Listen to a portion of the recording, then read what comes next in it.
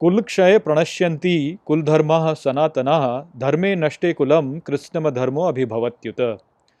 नमस्कार मित्रों। ये जो श्लोक है ये भगवद गीता के पहले अध्याय का 40वां श्लोक है और आज की वीडियो में हम इसे अच्छे से समझेंगे। तो चलिए सबसे पहले इसके अर्थ को समझते हैं। तो जो श्लोक है वो कहता है कुलक्षय अर्थात कुल के विनाश में, प्रणश्यन्ति कुल धर्मा अर्थात कुल का धर्म नष्ट होता है, सनातनः अर्थात सदा के लिए, धर्मे नष्टे कुलम अर्थात कुल धर्म के नाश में, कृत्स्नम धर्मो अभिभवत्युत अर्थात अधर्म ऊपर होता जाता है।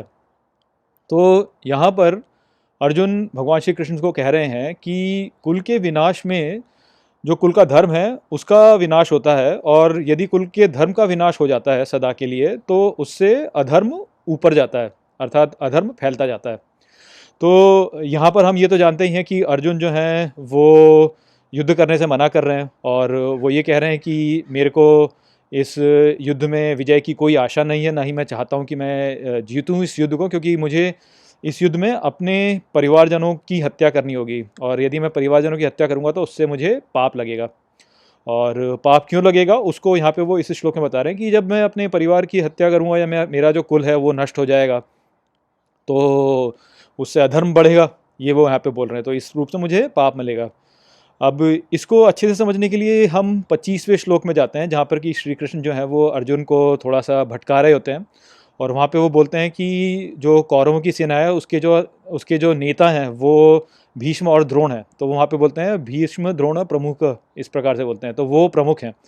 तो वो सुनने के पश्चात ही अर्जुन जो है उनका मन भटक जाता है और वो फिर इस प्रकार की बातें करने लगते हैं। अब यहाँ पे कई बार ऐसा लग सकता है आपको कि अर्जुन जो है वो मोह कर रहे हैं द्रोण से और भीष्म से, इस कारण से ऐसा हो रहा है, परंतु इस श्लोक में हमें ये स्पष्ट हो जाता है कि ऐसी बात नहीं है।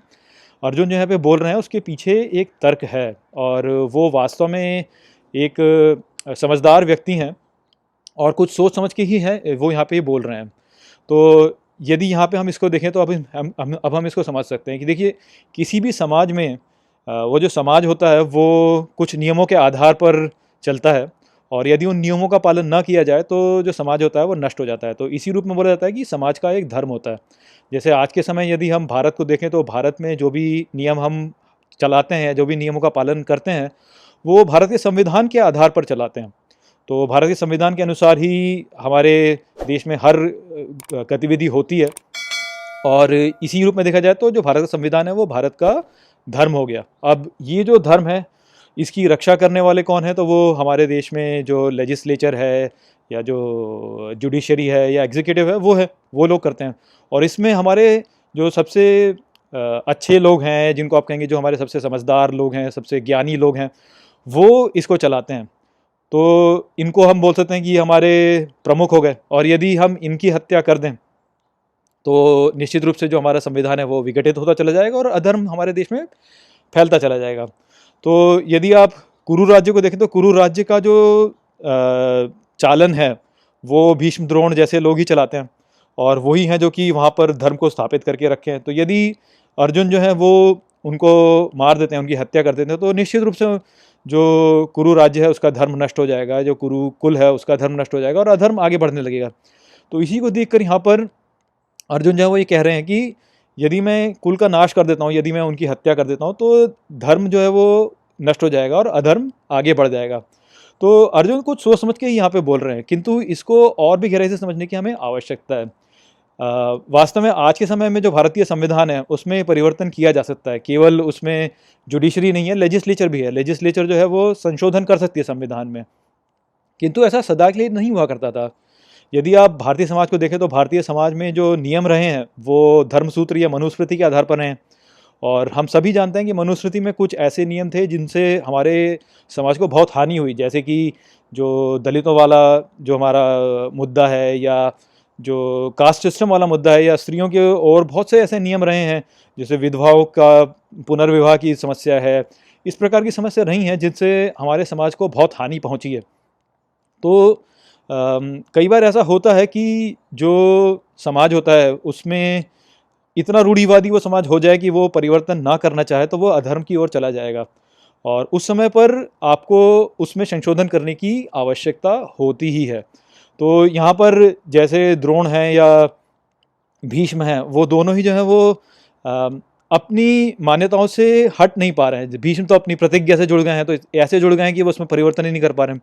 द्रोण जो हैं वो अपने अन्नदाता के रूप में जो है कुरु राज्य से जुड़ गए हैं। तो क्योंकि वो इस रूप से कुरु राज्य से जुड़ गए हैं, तो वो संशोधन नहीं कर पा रहे हैं।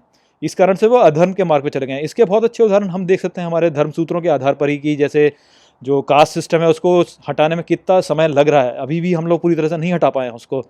तो ये एक रूप में देखा जाए तो जो रूढ़िवादी विचारधारा है उसको ही दर्शाता है। या जैसे जब हमारे देश में सती प्रथा का पालन किया जाता था, तो उसको जब हटाया गया तो बहुत उठापटक हुई उस समय पर, और यही बोला गया कि अरे इसको यदि हम हटा देंगे तो जो हिंदू समाज है उसमें धर्म का नाश होगा, इसी प्रकार से बोला गया। तो ठीक जैसे अर्जुन बोल रहे हैं वैसे ही बोला गया उस समय पर भी। या जब भारत स्वतंत्र हुआ तो उस समय पर जो पिंडदान के आधार पर पुरुष कई स्त्रियों के साथ विवाह करते थे उसको हटाया गया, और हिंदू समाज में केवल एक ही विवाह का रखा गया। यदि आप उस पुरुष उससे अधिक विवाह करें तो लोगों को जेल हो सकती थी। तो उस पर भी जो है बहुत सारे विरोध हुआ उसको लेकर भी। तो वहाँ पे भी यही कहा गया कि अरे पिंडदान हट जाएगा तो हमारा समाज जो है वो नष्ट हो जाएगा। या आप जो शाहबानों वाला जो मामला है उसमें भी देखते तो वहाँ पे मुसलमान समाज में ऐसा बोला गया कि यदि ऐसा होएगा तो उससे हमारा समाज जो है नष्ट हो जाएगा।